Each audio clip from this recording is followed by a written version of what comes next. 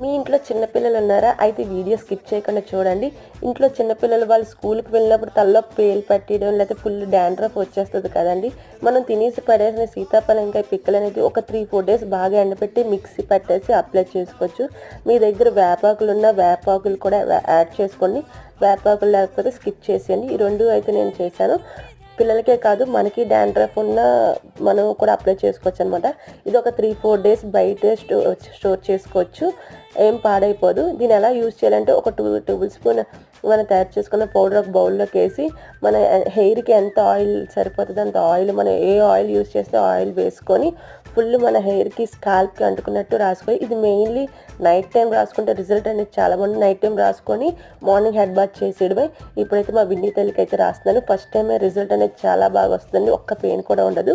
So ఈ video కనుక మీకు యూజ్ అవుతుందంటే లైక్ అండ్ షేర్ చేయడం అయితే మర్చిపోకండి.